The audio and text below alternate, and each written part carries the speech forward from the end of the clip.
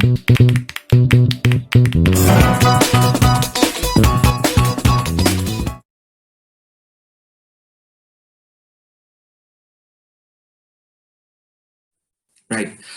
Good evening to all. Thank you all for joining in for the second episode of ArifTalks in association with Y School, of course. My name is Arif, and I'll be the host and mediator for this series. I can see a lot of young students have joined in today, and it's lovely to see that. Right. Today we'll be discussing about social entrepreneurship, the future of innovations. For that, we have a special guest. You all must have seen it on our website. What do I say about her? She is a 16-year-old high school junior at the International School of Choueifat, Abu Dhabi branch. She is really passionate about robotics and the future of AI. She is involved in education equity, a bit of journalism, and classical ballet. I better not miss that. Yeah, let's talk about her notable contributions. One of the key things which I found, like, she was one of the few people who had stood up for data privacy. That happened a few years back. She also wrote an open letter to Elon Musk, through Gulf News, which is a regular newspaper here in United Arab Emirates. She had assisted Stanford graduates with some of their AI projects. She's, of course, the founder of AIxEntrepreneurs, and she plans on continuing her career related to that, related to the technology and business. And she has a remarkable dream of a future that provides equitable and inclusive STEM education for all. So on behalf of Y School and Yardstick, I welcome Miss Aashi Tyagi for this special evening of splendor. So let's meet today's guest, Aashi. We are delighted to have you here. I have to probably make you unmuted right now. Right. Right, okay, thank you so much. Yeah. Just one second, I have a problem with the voice.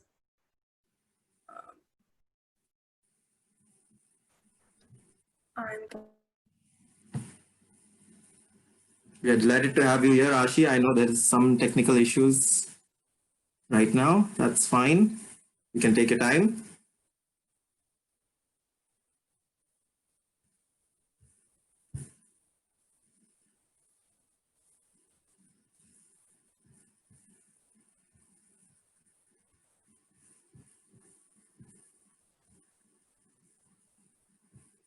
Okay, I have to unmute your other account as well because you're using two devices, if I'm not wrong, Aashi. Yep, I'm connected now. Am I audible? Yeah, you are. Okay, cool. Okay, so thank you so much for the introduction, Arif. That was amazing. Thank you all so much for being here. It's such a pleasure to be amongst you guys. So like Arif said, my name is Aashi. I am a 16-year-old high school student about to start my senior year in high school this September. Very excited about that. I'm also a social entrepreneur and innovator. I founded, most notably, like Arif mentioned, is I founded AIxEntrepreneurs, which is an organization that teaches and inspires young students to learn about artificial intelligence and, maybe more importantly, how they can leverage AI and entrepreneurship to have some sort of positive impact in their communities. So I'm going to go ahead and share my screen. Let me know if you can see that. Yeah, we can. Okay, cool. Sure.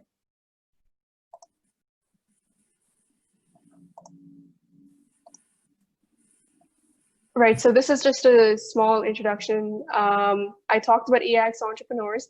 So in short, it's just an organization that offers classes, webinars, workshops, summer camps to teach young students about artificial intelligence. And I'm sure a lot of you have heard of AI before. So since the theme of today's talk is social entrepreneurship, the future of innovation, I'm accordingly going to be talking a bit about my journey as a social entrepreneur. And so I'll talk about what inspired me to create AIxEntrepreneurs, some of the challenges, the obstacles I had to overcome along my journey, And then most importantly, I'm going to talk about what you can do to become a social entrepreneur. So let's get started. When I think about looking back, when I think about the entire process of, starting AIxEntrepreneurs, expanding it, getting it to the people who need to know about it, I think this chart summarizes it pretty nicely. So the first stage, as you can see here on the chart, is preparation. And I feel like people tend to underestimate how important preparation is, because I feel like looking back 2 or 3 years ago, I didn't really think of starting, like this huge organization that today is known as AIxEntrepreneurs. I was just really passionate about robotics and artificial intelligence. So yes, I just had this genuine passion to learn about AI. And so it was pretty tough because there aren't a lot of resources dedicated to, students my age. So I had to go on the internet. I had to, attend like tech camps and talk to people who work directly with AI. So I think that preparation process was like a 1 or 2 year period in, I think, grade 9 and grade 10, where I tried to learn as much as I can. Because as an entrepreneur, it's very important that you prepare yourself before you go ahead and start your startup or work on your organization. So the preparation stage was really crucial. It was very important, and I think it's very crucial if you want to start your own organization. So in my case, I studied a lot of AI. I made sure my skill set, my mindset was ideal to then start AIxEntrepreneurs. And then we have like the incubation period, which is on the chart. You can see it's like exploration, experimenting, and synthesizing. So the incubation stage is mainly just trying to come up with an idea. So like I said, I was always very passionate about AI. But one thing that really annoyed me or was really painful, if that's the right word to use, was that there aren't a lot of resources dedicated towards artificial intelligence or entrepreneurship or tech, right? I'm sure you guys have experienced the same problem. So my passion and I wanted to solve the problem with my passion for AI. And so that was the birth of AIxEntrepreneurs. So I thought that if I have a great foundation, I have a great bank of knowledge of artificial intelligence. And so I think I can sort of close the gap for tech and entrepreneurship education by creating this organization. So the incubation period, again, is also very important, because that's really the time you think about how you're going to solve the problem. The problem being there's a lack of resources for tech and entrepreneurship education. And then the fun part, which is the illumination stage. And maybe some of you are programmers here. When you're writing code and you have that when you find the bug in the program and you have that aha moment. So I sort of had that with my organization, where I was like, I had this impulse to, contact people and talk to them about how I can bring this idea to real life. So you can see here on the left, I have this is literally the paper I wrote my initial blueprint about what the club should look like. So this took about like an hour or two, but I mean, it was pretty important, because you need to have a solid vision or a overarching vision as to how the organization should, look like. But I mean, this is really just a blueprint, like what AIxEntrepreneurs is today is so much more different than what I thought it would be initially. And so on the right, you can see that there's this, so there is this email that I got. I emailed the Ministry of Youth to talk about, to have a meeting to discuss if I can open this AI club. And so initially this was supposed to be called the AI Artificial Intelligence Club, but I decided to, I went back and reevaluated my idea. So after the illumination period, you need to have, as much as I knew that the AI club idea was amazing, I knew that I could improve on it like so much more, because the AI club would only appeal to a very specific subset of students, which are primarily students who have a background in computer science or are interested in, developing their technical skills. And I'd probably want to use an analogy here of Steve Jobs and Steve Wozniak, who were the founders of Apple, like the iPhone Apple. And so they represent this perfect balance between the skills you need to be successful in the 21st century. So Steve Jobs was the entrepreneur, he was the marketer, he was the, he was the businessman behind Apple. But Steve Wozniak was really the computer scientist. He was the guy who had the skills. He was the one who loved computers, and he sort of created Apple from a technical standpoint. And so if you have both of those skills, if you have both leadership and entrepreneur skills, and you have technical skills, that is ideal, right? In my opinion, I think that's, you're ready for success in 2020. So that's where the whole entrepreneurship side came into the club, right? So originally it was just supposed to be an artificial intelligence club, learning about AI. And then I thought that, how do I improve this so that more students would like to learn about AI? And so I added the entrepreneurship side. So students can learn both about artificial intelligence and how they can leverage their entrepreneurial skills and their entrepreneurial spirit to create, innovative ideas, innovative solutions to problems that we normally face in our day-to-day lives. And then we have the implementation period, which is like you see on the chart, just work, work, work. So this is really the part where I transitioned from, just an idea on a paper to actually holding classes and marketing it to students and getting this platform or this organization across to students who really need it. So I attached some photos here. This is a photo of me teaching one of the classes. You can see there are a good bunch of students attending. This is just another photo. This was actually a photo from our startup competition that we had, where students pitched some startup ideas which were based on solving problems using artificial intelligence. So this was a really fun session. Again, just another photo. And then this is a photo of the award ceremony after the startup competition. So as you can see, I mean, looking back, I wouldn't have ever imagined that such a simple idea would blow up into what it is today. And also, just to elaborate more on how much it's scaled up, we actually have a summer camp coming up in I think last week of July. And it's a virtual, I'm just gonna very quickly run through it. So it's called the AI plus Social Good Virtual Summer Camp, and it's for students interested in learning about artificial intelligence and maybe build their leadership skills and entrepreneurial spirit. So it's a free 5-day virtual summer camp, and if this is something you're interested in, I'd really encourage you to apply. You can visit our website probably at the end of the presentation. I can show you that. Yep. So back to what I was saying was, I understand when people look at me, it might seem very overwhelming as to how did I, get this whole organization as to what it is, to what it has become today. And I very much echoed those same feelings back when I started initially, when it was only me, running the organization. It feels very exhausting. It feels very overwhelming.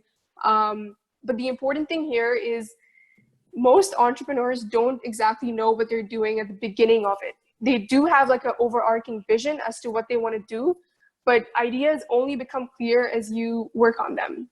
So if you're feeling, if you aren't the most confident person starting up your own organization, that's nothing to worry about, because all of us had those same feelings at some point in time. But what makes those feelings go away is working on your idea and giving your 100% to your passion or idea. And so now let's talk about how you can become a social entrepreneur, which I think is pretty exciting, right? So before I get into that, I want to sort of draw the distinction between social entrepreneurship, which is a term I've been using a lot, and commercial entrepreneurship. So the main difference I would say between the two is that social entrepreneurship focuses beyond simply just generating a profit, right? So we measure performance based on how much of a positive impact have you had in society. Commercial entrepreneurship is more profit-based, but social entrepreneurship puts, in simple words, people over profit and ideas over profit.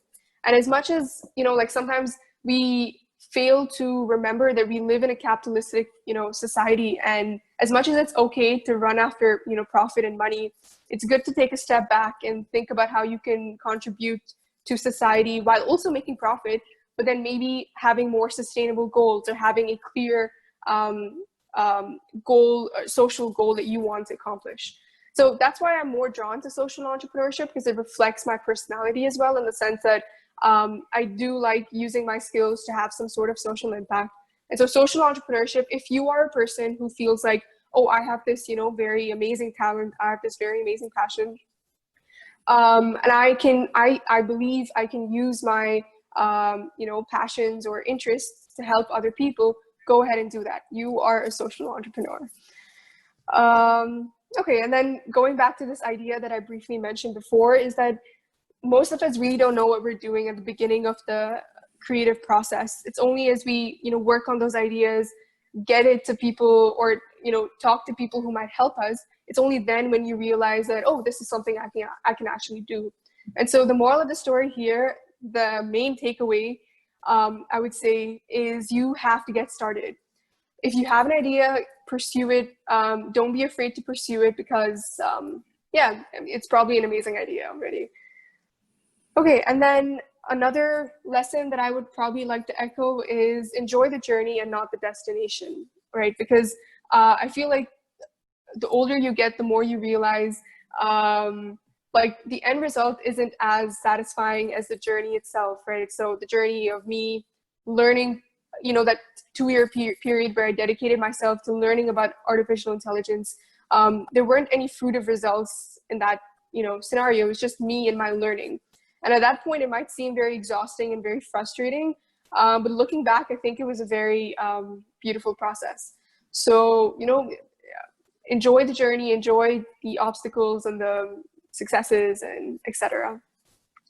Right, so I think I'm done with the first half of the webinar, which is just me talking a bit about myself. If you have any questions, please contact me. If you have an idea that maybe you want to, talk to someone about, you can see my email address on the slide and my phone number.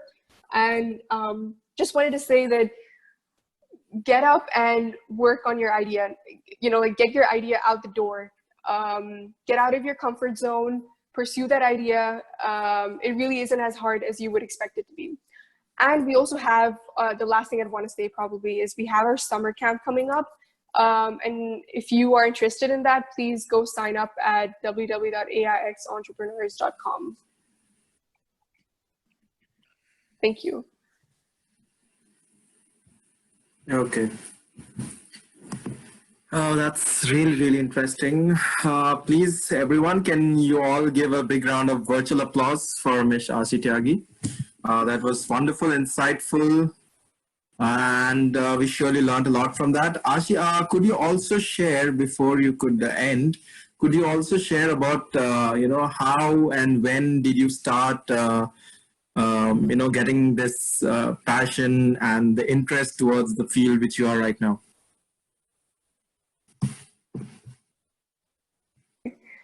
Right.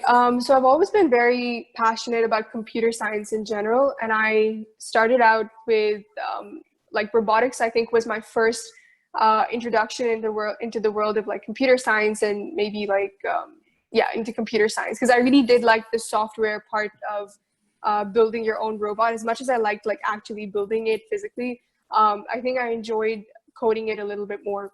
So I think my first introduction into, or the first thing that sort of like put me on the path that I am right now, is my passion for robotics. So I used to spend all my summers building as many robotics projects as I could. And then from robotics, I was like naturally led towards, or naturally, I had an interest in artificial intelligence. And so like I mentioned before, it was this long, lengthy process of just trying to find as many courses as possible.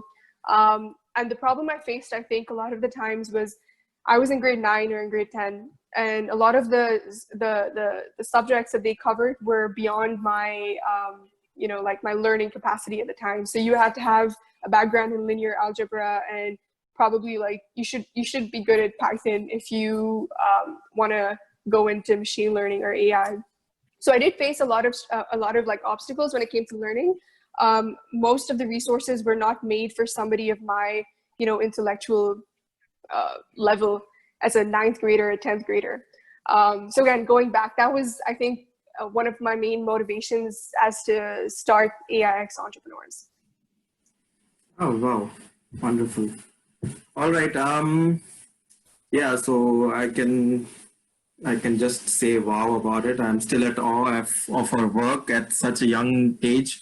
And I can guarantee a lot of you are inspired by Aashi to give back to the society. She had very well covered how social entrepreneurship and commercial aspect of the entrepreneurship is way different, and what are the motives behind them, right? So we at Y School also, we believe that we should give every young student that push, or in my words, provide the necessary skills to do something great in the interested field, whatever they like. So the skill set that can also help solve global problems, and if they really work hard towards it, I'm pretty much sure they can get the recognition, they can earn as well. All right, so now for the fun part of this talk show, I'll just Aashi, could you just make sure you have your slides off for a moment so we can have your face? Sure. Yeah. Yeah.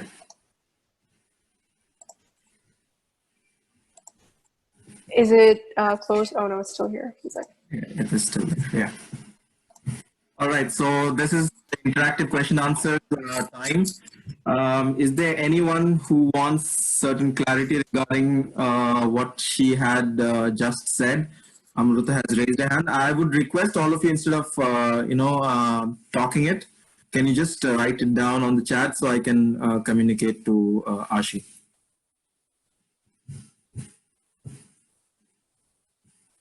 No doubt so far?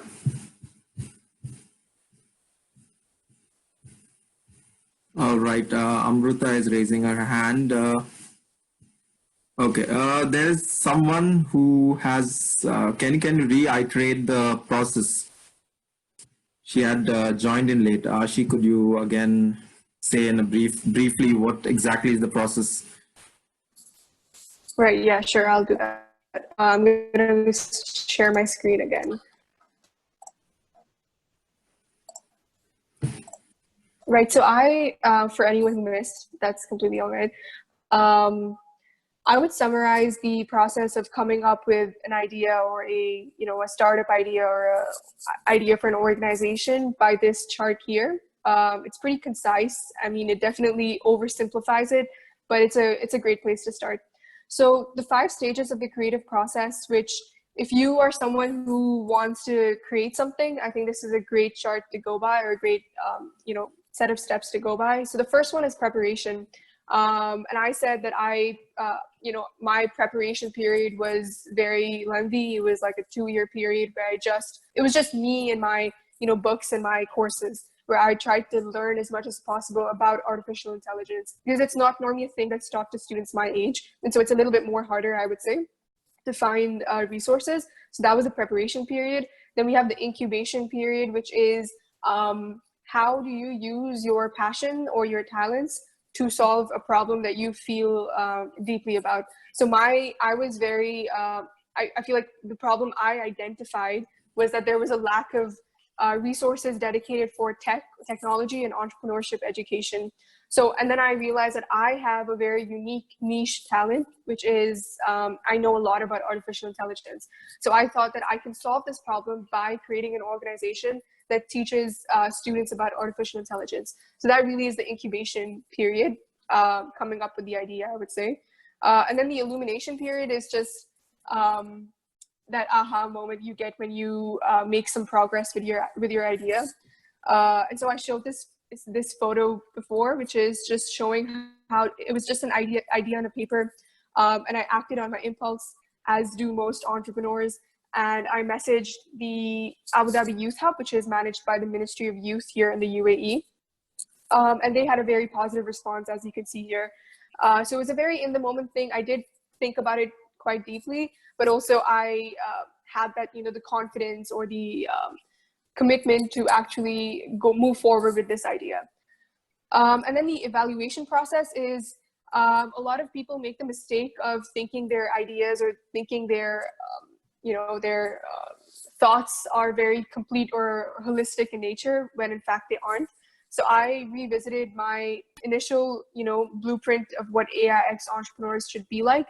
So it was initially just going to be called the AI Club, and I was just going to teach students about artificial intelligence. But then I thought it's better to, appeal to students of different backgrounds and interests. So I added the entrepreneurship side, because like I mentioned earlier, I feel like to really be successful, in this age, you need to have a good balance between technical skills and leadership skills. So that's what we do at AIxEntrepreneurs. We not only teach students about artificial intelligence, but how they can leverage AI and entrepreneurship to, solve problems around them and to come up with innovative, creative solutions to problems. And then the last stage is just implementation, where you actually get the job done. So it's basically from an idea on a paper to actually hosting classes 2 hours every Saturday at the Youth Hub, and getting students to join, and getting the curriculum. Like, we have a very solid curriculum, we have a very solid lesson plan, working on all those sort of stuff. So yeah, that kind of summarizes the process. Again, it isn't as well, like the stages aren't as well defined as the chart you can see here, but I mean, it's a good way to think about the entire process, definitely. Yeah. So Aashi, we can start the fun part, where we are going to ask you a few questions, right? Usually I ask questions based on the age you are at, so that would be 16. But I would limit myself to 10 or 12, so the rest of the questions could be from the students who have joined us here. So we'll go from a bit of silly, then into more slightly related to your field, right? First question which I have is, again, it's silly, and I guess most of us can laugh about later on. What's the most expensive thing which you have stolen? Oh, do you mean in the sense of like values, or? It's not in the sense of something valuable or in a monetary sense. Okay, I need to think about this one. I don't know. I feel like this isn't something I've stolen, but I think a personality trait that's pretty unique to me is that I get, if I, like start a project, I get too passionate about it that I actually have to take a moment and like step back and be like, okay, you're putting way too much effort into this, or it's kind of toxic. Like, you need some time to rest, So I think that's kind of a problematic personality trait of mine, where I get too engrossed in like ideas and like building an organization like AIxEntrepreneurs. Okay, that was well answered. Okay, so you are slightly smarter to find certain questions. Okay, if you could do anything you wanted tonight, anything, anywhere, for any amount of money, what would you do and why? 100% go to the ISS, the International Space Station. I love like all things space. So I would definitely want to go visit there on a rocket ship, SpaceX preferably. Oh, that's amazing. I thought as a social entrepreneur, you would donate it to people like me. Yeah, that would be my second option, 100%. Yeah. Of course. Once you do much better than right now. Okay, if you had an opportunity to meet one person which you haven't met yet, so who would that be, and what would you talk about? Okay. If Steve Jobs were alive, I would definitely want to meet him, because I think he was really the person who put this whole entrepreneurship spirit, this idea of entrepreneurship and wanting to be your own CEO or whatever, into my head.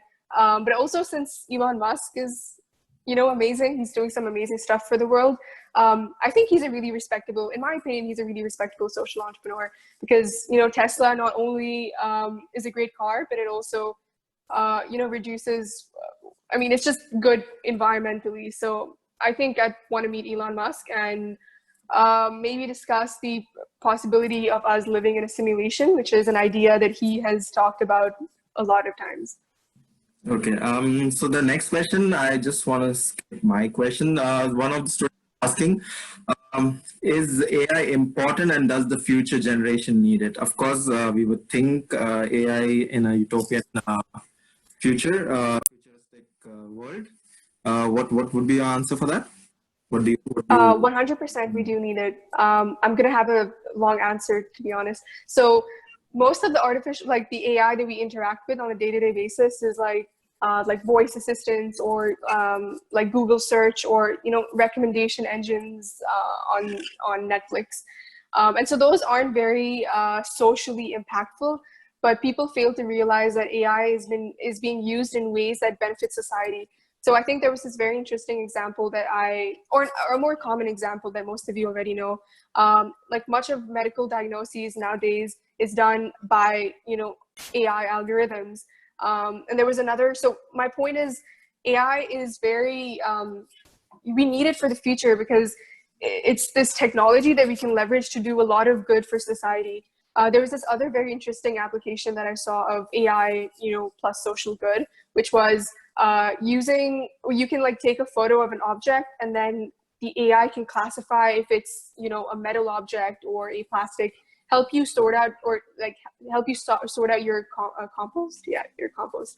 So that was a very interesting application about how AI, something that people, you know, underestimate, can be used to help us.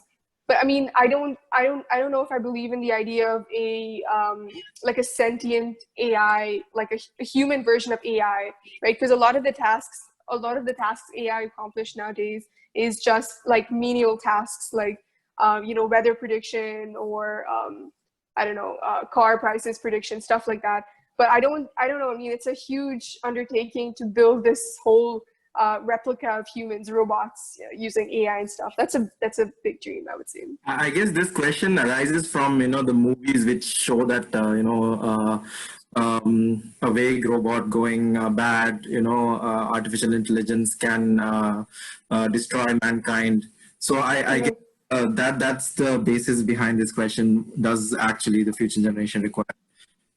I think yeah, we We do. talk about job opportunities. Also, we believe that okay, if AI are at a certain level can take up jobs which a normal human being could, but Mhm. really, we forget things like artificial intelligence would be integrated with us. It wouldn't be like they are the ultimate solution for everything. Of course, we will be the ones who are building the artificial intelligence. We'll have a world probably. We have our own personal chatbot. No one will feel lonely or depressed, so they have someone to talk to every time. These kind of scenarios. I believe that that's the thing which is going to happen in the future, not the ones which are shown in the movies. That's just to create interesting plots. Yeah, I Right. completely agree with you. Yeah. So the next question, again, a silly one. Which lazy act is your favorite guilty pleasure? I mean, we just want to know more about Yashi. Lazy act, like what do I do in my free time? Yes. Something like that. I mean, most of the things when if I talk about me personally, anything which I do is considered lazy, and I like it really. What is my guilty pleasure? But I do like cycling a lot, like very, very much. If I if I'm not lazy. No, that's a wrong example. What should I? Probably I just have like the It could be usual like anything, Netflix and stuff. anything like reading a book or watching movies. Yeah, I think I've watched a little too much Netflix. I should tone that down probably. Yeah, of course. The more, you get all of that, right? Of course, you have a startup ready, you are doing well in your studies, and I could see you have a lot of hobbies also. So I don't think Mhm. so much of Netflix would do harm. Of course, you have to manage your time accordingly. Isn't that right? Yeah, definitely, yeah. All right. So the next question which we have, how difficult was startup? We had heard about the process. Was there any mistakes you wish you could have avoided during that process? Did you experience any failures? What did you learn from them? hmm Anything Okay, related to so There were a lot of questions there. I'm going to answer the one about, what is it? Did I face any, oh, how hard was it? Yeah. I think I was a little like overconfident or ambitious, and then actually going into like the process, I would say it's fairly frustrating because it's harder to get people to believe in your vision or support you. And then it's even more, I think, annoying in my case, because not annoying, but it's more frustrating in my case because you're trying to convince students to learn something they have no idea about, right? Like artificial intelligence is not so mainstream. It's not like I'm saying, oh, come, let me teach you math or something. So it's pretty, like, it's a very niche subject. So getting students was a bit of a tough job. Like I actually had to go like one-on-one and talk to students at school about, you know, this is a great opportunity. I'd message a lot of people. So I think trying and getting people to believe in your vision is a tough aspect of the process. And then any changes or anything I would change looking back. I think I'm pretty happy how it turned out because I'm still learning. It's still growing. The organization is still growing. So yeah, I think initially I didn't think of expanding it as much as it has expanded today. That was like, it wasn't the plan. It was just a small club that I had, you know, with 25 students, and now it has grown like exponentially. So I think I would urge myself to be more ambitious and more, you know, crazy with my dreams. Oh, well answered. Okay. The next question I would like to ask: is it good to be the jack of all trades professionally, or you know that's the saying, right? Jack of all Mhm. trades, master of none. It's given a negative tone, that specific word. But professionally, what do you prefer? A person, and when you're looking or scouting for talent, would you prefer a person who is a jack of all trades, or a specific skill which you would have required from a specific person? Right. I think it depends on the context, to be honest. I talking about like career in terms of like a career point of view. I think when you're younger, like at my age, or like to university, I would say you should kind of explore your interests. Like I'm still open to a lot of different. I'd be honest, like I haven't fixed my mind on a specific major yet. So as much as my AI aspect is very niche, it's very, you know, it's not jack of all trades. It's pretty just a me thing. But I make sure to keep my knowledge pretty expansive over different topics. So I think when you're younger, try and because you really don't know what you're doing. Like I'm 16, I've done this, but I don't think I have that much experience to say that, oh, this is what I want to do for the rest of my life. I think that's a lot of responsibility that we entrust on like 16-year-olds to decide the rest of their, you know, careers and what they want to do for the rest of their lives at a young age of 16. So I'd say keep your options open. I'm keeping my options open. To an extent, I'm not a jack of all trades. I feel like I have a good knowledge in different subjects, but then there are like 3 or 4 subjects which I'm very intensely, you know, intensely passionate about. So I mean, it's kind of a tricky situation. I don't know. When you're young, try and be a little expansive, but then find 2 or 3 hobbies that you want to indulge in, you know, fully. Yeah. Okay. We have a question next. Okay. So this is like what is meant by jack of all trades, and they want you to answer. Oh, I should answer, right. So jack of all trades, there's this idea that should you, you know, do everything, like all hobbies and all, I don't know, all subjects, and you should know AI, and you should also know ballet, and you should also know this and all of these different things, or should you be more specific or, you know, more niche, like, okay, I'm only going to stick to AI. That's my sole passion, and I'm going to try and invest as much time in AI as opposed to like being a jack of all trades is I'm going to invest my time in different hobbies and different activities. So I think that's kind of, yeah. Yeah, that's again. I hope Tejaswini, you have understood now what the term means. Okay.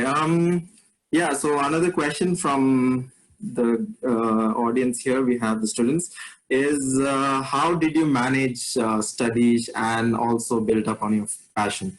Were there any struggles throughout? You're still a student, of course, so you could answer this question much better. Definitely there were a lot of struggles. There were a lot of days with, like not sleepless nights, but I mean, not as much sleep as you should normally be getting. It is a tough process managing, your school, any other extracurricular activities, and then this organization, because there's also a bunch of other stuff that I do, extra in terms of extracurricular activities.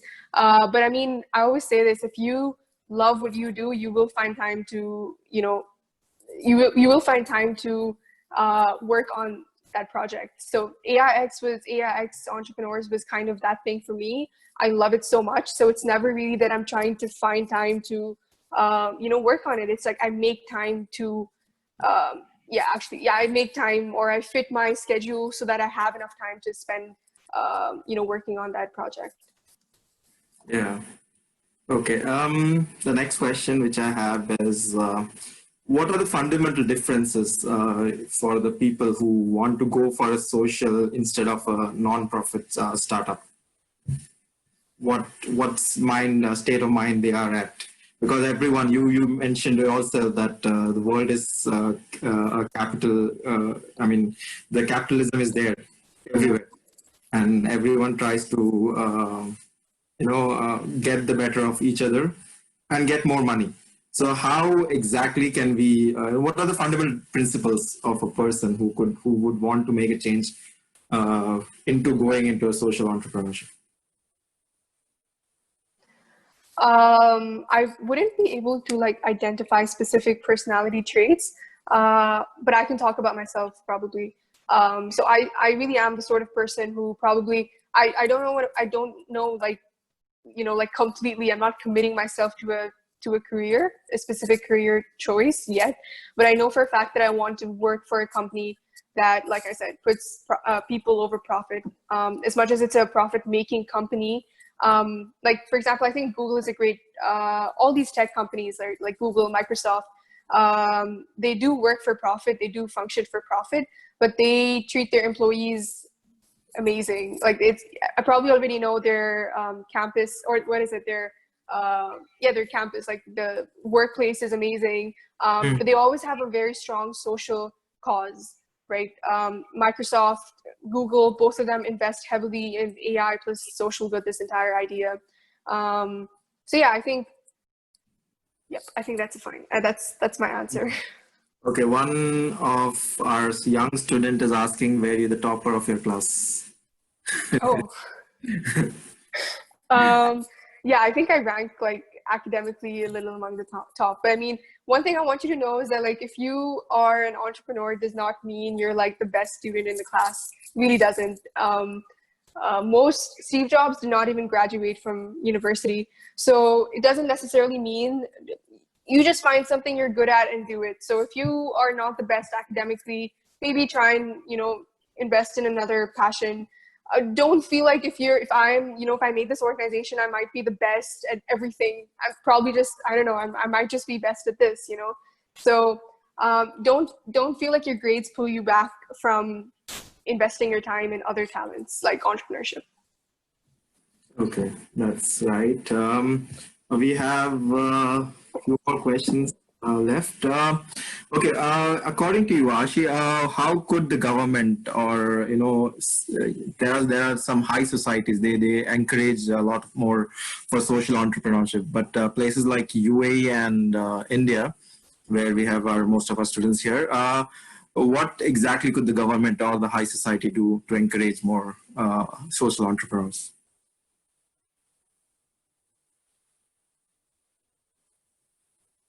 Aashi, you're muted right now. Sorry about that. So I was saying, I think it starts from school, having an entrepreneurship education, a proper solid, and it's not like entrepreneurship is not a subject that you can learn. You need to incorporate it into other activities. Like, for example, how can you be more entrepreneurial about physics, which, believe it or not, is a thing. Entrepreneurship is really just a state of mind rather than something you get a major in, right? So schools need to be teaching students how to think innovatively, how to come up with innovative solutions, how to have the proper mindset, self-reliance, discipline, those qualities that most entrepreneurs do have. So school-wise, I think governments really need to invest in that sort of education. And then from a more like higher point of view, maybe they can, I don't know, like help out businesses who have a very strong social impact, right? I don't know, give them subsidies, something along the lines of that. Because there isn't, like I said, profit is the main motive, right? So you need to give them some sort of incentive to actually invest in that social cause, whatever it might be. So I think maybe subsidization is a good idea. Yeah. That hopefully they would be willing to do that. All right. Yeah. So we are almost at the end of the questions. The others, the students who can also ask a bit. There is the same guy who is asking. He wants a clear answer. Will AI or robots take over the world by 2050? He is still stuck with this. Not in the way you think it might take over. Like you're not going to see robots walking around and like, you know, humans and robots and like this very popularized idea in sci-fi movies, but it will be very more common that I think there's this, I don't remember the exact statistic, but there will be, I think by 2025, as many, I'm actually not so sure, but as many personal assistants as humans. Does that make sense?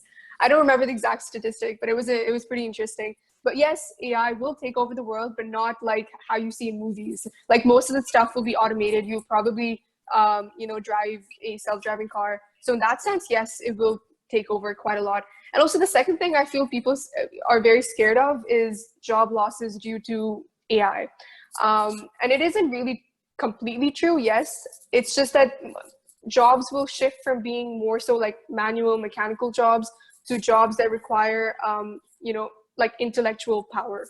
So as much as jobs are going to be lost, maybe like manual jobs, there will be more jobs created to actually build those, you know, AI algorithms. So don't be so like, you know, pessimistic about AI. All right. We have the next question in. This is my personal question. What do you think about Y School? Oh yeah, so I have a lot to say about Y School actually. I think I was really amazed when I saw the courses because as someone who struggled a lot with finding resources that fit my knowledge, and you know, I wanted to learn AI and stuff. I think Y School has a great selection of courses on machine learning and AI, and I was really like taken aback by, like just a few years ago, I was struggling so much to learn about it, and now students as young as, I think I saw some people who looked like 10 or 11 years old, they can now learn, you know, artificial intelligence, which is pretty crazy. So I think Y School is, it embodies what I've been talking about this whole time, which is using, you know, education, bridging the tech and, yeah, the education gap that we are seeing nowadays. Yeah, okay. And one final question, one from the student, which we have is like, which subject did you find the hardest, and please recommend how do we manage time? Okay. So my favorite subject at school is probably math. I love math, and you need it. It's cool to have a good math background to like have a career in AI and machine learning. Yeah, I do like math a lot. I like English as well. Like Arif mentioned, so I write a lot for like magazines and stuff. I mean, I have 2 articles, but that's an ongoing process. How do I manage time? If I be completely honest, I'm a good, like I manage my time pretty well, but also, I mean, there are a lot of places where I can improve. So you expect yourself to be busy. It's not going to be I mean, if you have that motivation, if you know that you want to do this thing, believe me, you will find time. It isn't as hard as I make it seem to be. Because I used to have school from like 8 to 4, and I used to come back at like 4:35. And then I used to like quickly finish my, you know, like school homework, whatever, and then get started on this, like moving this idea forward. So how to manage your time? I'd say probably manage your time. Yeah. I mean, like invest in yourself, try and make schedules. I make a lot of schedules and like lists. So I always like, if I have a lot of tasks, I assign each task to each day, be very organized and disciplined and yeah, self-reliant, I would say. Yeah, they wanted to know also your hardest, which subject you found the most hardest. Oh, I wouldn't say hardest, but it's my least liked subject, which is chemistry. Because I'm more of a person who likes applying their knowledge in real life. So I mean, physics you can see in real life quite a lot, like kinematics and stuff. But I mean, chemistry is more like, I mean, you can see it in real life. Like those experiments and stuff are fun, but I mean, I don't know. I don't really like it as much. My hardest subject would be, yeah, I don't like chemistry. I'm pretty much sure your mom is also watching this, and she would probably get you a private tutor for this. Yeah. Right. I guess that's it. You guys can still ask questions. So let me just conclude. So Aashi, it was really lovely for giving us an opportunity to get an insight of you and your mind. And I'm pretty much sure the students who have joined today, they know how important social entrepreneurs are for the future.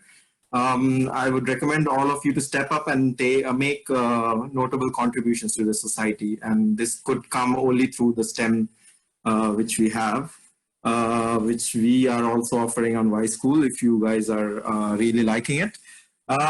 I also believe the 14 to 20 age group is very critical, and it's one of the most effective period to make the best use of your skills.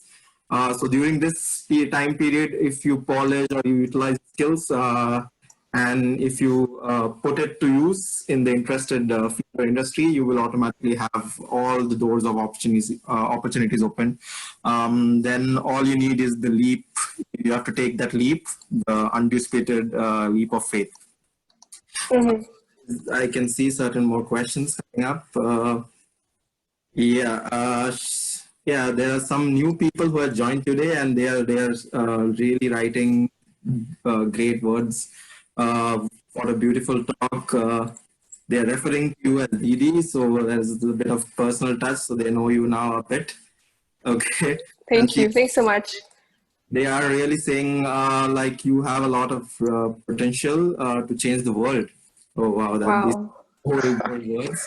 I'm pretty much sure all of you are inspired by her. Of course, that is what the main idea of this Arif Talks is. We are getting very, very important personalities, and I'm trying to get young people so that you could relate more to them since they are almost your age. It's almost, we still have 7 minutes. We'll take some more questions. Okay, she has written the link, the ones who are really interested. Yeah. I want to give good news that Aashi is going to take certain courses in Y School. She has agreed to us. And so the ones who are really, really interested can, so we'll put it up on the website and you guys can see it and learn from her exactly. I've seen certain, I've heard from others how interesting her classes, her workshops are, right? So some of them are writing hooray and stuff. That's really great. All right. I just want everyone to reflect on these golden words like act locally, think globally, to conclude our talk. Aashi, do you have a few words on this particular quote? Yes, 100%. So like I said earlier, right, pursue your idea. Don't be driven by, so like the act globally, think locally thing is, I think, the perfect analogy, because don't get distracted by this idea that I want to create the biggest impact and, I want to become Steve Jobs immediately, because that's not going to happen, probably. But my point is, have like these great, amazing ideas, but start small. And no matter how small your impact is, it is some sort of impact. You changed someone's life. And so no impact is small. If you have something you can share with the world, go ahead and do that. Yeah. And also, I just wanted to say, I think a lot of people are saying nice things. I really appreciate it. Thank you so much for coming. It's a pleasure being here. We have one last question, Aashi. We can't let you to go away. They want you to stay and talk. I guess it just went up. Everyone is like a lot of praises I can see. So where was this question? Okay, it's gone all the way up.